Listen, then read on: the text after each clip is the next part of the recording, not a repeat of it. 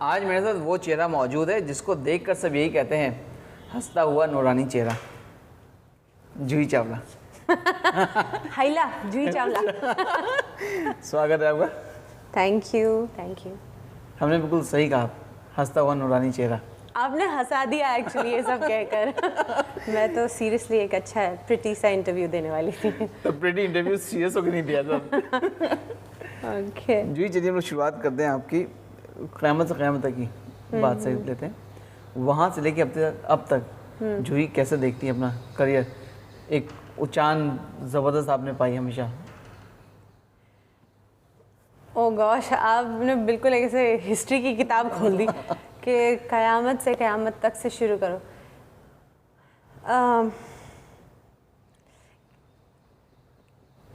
पहले तो मुझे क्या अमेजिंग लगता है कि इतने सालों तक मैं टिकी रही यहाँ पर इंडस्ट्री में। जब क़यामत से क़यामत तक की तो बिल्कुल ये नहीं पता था कि आगे क्या होगा, क्योंकि जब वो फिल्म बनी तो मुझे तो इतना भी इंडस्ट्री के बारे में बहुत जानकारी नहीं थी, मगर उस वक्त नाज़िर साहब की कुछ फिल्में नहीं चली थी इससे पहले। पूरी स्टार कास्ट इस फिल्म की एकदम नई, डायरेक्टर नए, सिनेमेटोग्राफर नया, सब्जेक्ट जो वो मुझे तो ये नहीं पता था, बाद में पता चला कि सब्जेक्ट भी ऐसा कि उस वक्त की दौर की जो फिल्में थी उससे बिल्कुल अलग था। तो सब सोचते थे कि ये पता नहीं क्या फ़िल्म बना रहे हैं और इन लोगों को लेकर पता नहीं क्या बनेगी। मगर जब वो आई, लोगों को अच्छी लगी तो हिट हो गई। तो उसी से मेरे पूरे करियर को एक एंकरिंग मिल गई, मुझे एक पहचान मिल गई, एक इमेज भी मेरा काफ़ी वो नींव बन गई एक क़यामत से क़यामत तक की रश्मि। तो एंड आई वाज हैप्पी क्योंकि वैसा ही इमेज मुझे सूट भी करता था and I was comfortable with that. So it really gave me an anchoring and but Qayamat Se क़यामत तक आई तो सही, मगर उसके अगले 6-8 महीने तक एक तो अपने को भी नहीं पता चला था कि अच्छा फिल्म हिट हो गई है, अब कुछ और होगा इसका, क्योंकि मेरे पास दूसरा काम नहीं था उस वक्त। मतलब लोग ऐसे दौड़ के नहीं आ गए थे मेरे पास, वो कुछ देर के बाद आने लगे। मतलब रिलीज हुई, हिट हुई, ज़बरदस्त हिट हुई, ब्लॉकबस्टर हुई, और जूही के पास काम नहीं आया। नहीं, इनफैक्ट मैं कभी कभी नाज़िर साहब को भी फ़ोन करती थी कि नाज़िर साहब अब मेरा क्या होगा, मेरे को क्या करना है, या मेरे को काम भी मिलेगा या नहीं। And I think they used to just tell me कि बस just relax now, don't do anything, जो होगा अपने आप आएगा। एंड स्लोली फिर मेरा करियर पिकअप होने लगा है। जब आप जाहिर से फिल्म ऑफर हुई क़यामत से क़यामत तक, आमिर ने, और उस टाइम पे एक होता था हीरो, मतलब लंबा चौड़ा, एक अच्छा खूबसूरत सा, आमिर की हाइट कम और आमिर बिल्कुल बहुत दुबले पतले। हाँ। उनको देखने के बाद याद है आपको क्या लगा, यार डिसीजन सही लिया कि नहीं लिया? नहीं, आई थिंक मैं खुद इतनी नहीं थी कि उल्टा भी हुआ होगा कि उन्होंने मुझे देखा होगा और सोचा होगा पता नहीं ये कुछ कर पाएगी कि नहीं। आमिर के साथ तो ऐसा नहीं कि मैं सेट पर पहली बार मिली, आई थिंक मैं उनको नाज़िर साहब के ऑफिस में ही मिली थी, और स्क्रीन टेस्ट हम दोनों ने साथ में दिया था और उसके डायलॉग उसने मुझे सिखाए थे। तो अपने टीचर को मैं कैसे कह सकती हूँ कि ये ठीक नहीं है। हाँ, हम लोगों ने रिहर्सल की थी तो उसने मुझे सीन समझाए थे, क्योंकि उससे पहले आमिर असिस्ट करते थे शायद नासिर साहब को फिल्मों में, या ऐसा कुछ मैंने हल्का हल्का सुना था। So he was little familiar with filming and scenes and ऐसा करना चाहिए। तो मैं तो ऐसे ही पता नहीं पहुंच गई। कुछ अपने स्ट्रगल डेज कुछ आपको? स्ट्रगल डेज हाँ, कुछ याद है, कुछ क़यामत से क़यामत तक ने आसान कर दिया मेरे लिए, मगर अगर वो नहीं हुई होती तो सच्ची then I really don't know कि मेरा क्या हुआ होता।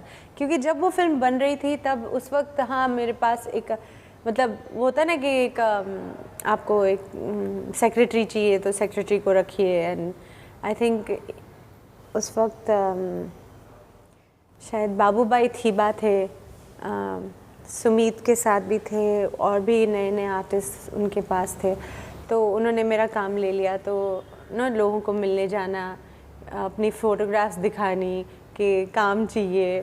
फिर कुछ ऐसा, एक दो फिल्में ऐसी मिली जहाँ पर मतलब I was like the third heroine. मतलब मीनाक्षी जी थी, मंदाकिनी थी, फिर थर्ड मेरा नंबर था। So like I got, but the roles are smaller, not so important in the film. मतलब the bigger stars were the main thing, and अपना थोड़ा सा रोल था। So ऐसा काम था उस वक्त। So अगर क़यामत नहीं हुई होती तो I really don't know what would have happened to my career. छोटे से रोल की आपने बात की, छोटा सा रोल तो चांदनी में भी था आपका। लेकिन वो गाना जो है वो चांदनी की जान है। नहीं, वो तो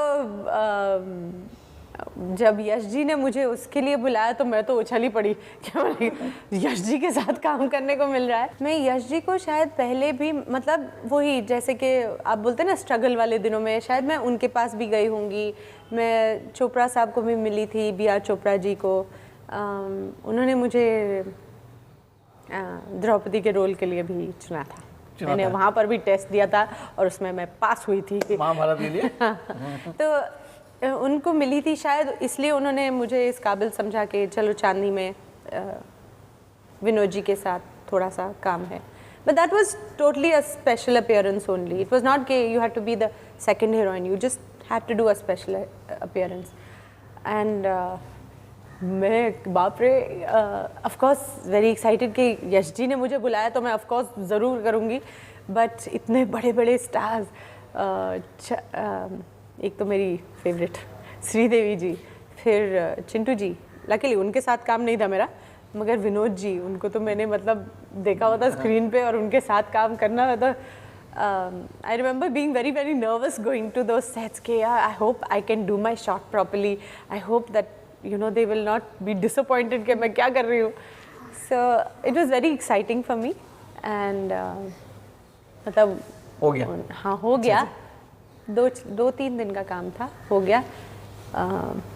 आई रिमेंबर पहला काम एक्चुअली विनोद जी के साथ सेट पे नहीं था, पहला था चांदिवली स्टूडियो में, वही गाना जो आप बोल रहे हैं, लगी आज सावन की फिर वो झड़ी है, वो शॉट्स मेरे पहले हुए हैं।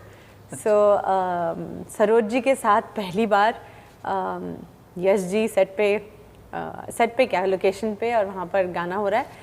बट लकीली उस दिन शायद मेरे तारे चमक रहे थे, क्योंकि आई स्टिल रिमेंबर कि हर शॉट में एक दो टेक में okay fine all right, thank God. जाहिर है आप जब इस इंडस्ट्री में आई तो यहाँ पे बहुत से ऐसे लोग भी हैं जो जिनको बोलते हैं फ्रॉड लोग हैं, कभी ऐसे लोगों से सामना पड़ा आपका?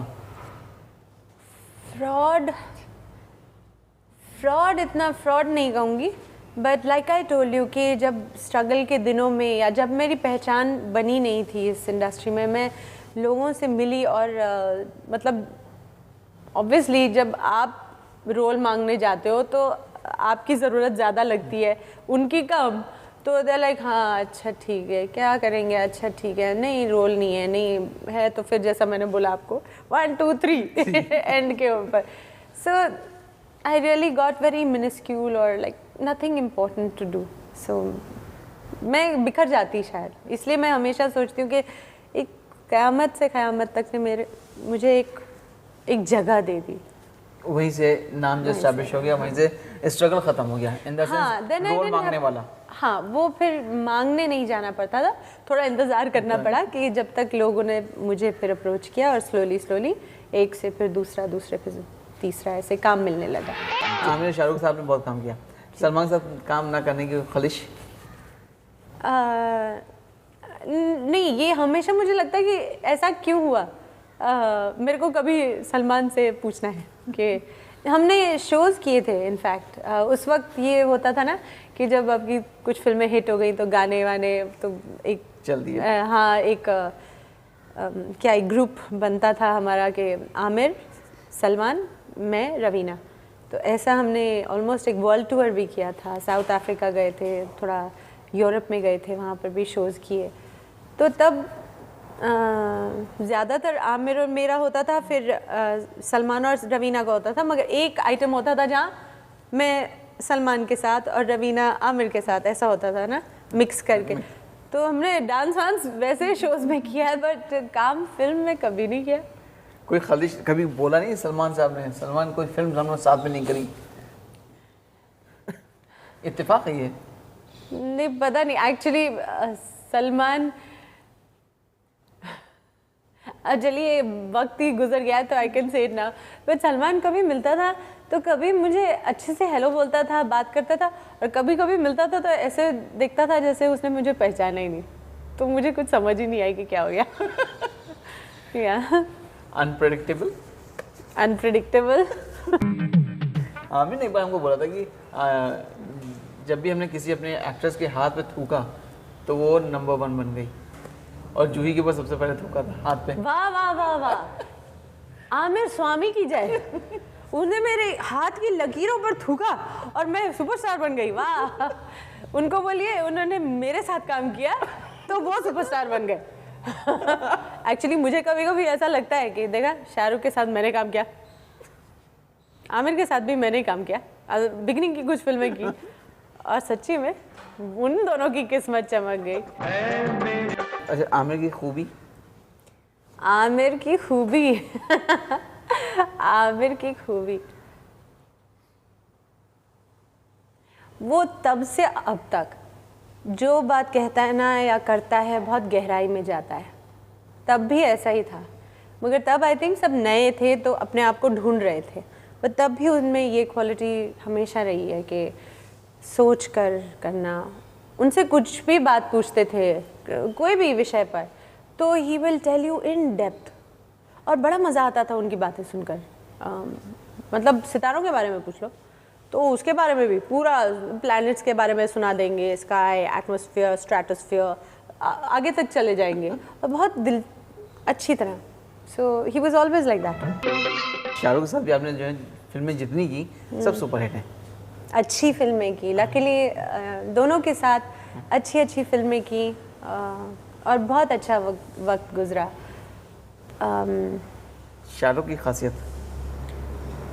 अगेन शाहरुख की ये क्वालिटीज़ तो हमेशा से रही हैं जब से वो आए हैं। एक तो 3 शिफ्ट करते थे दिन में,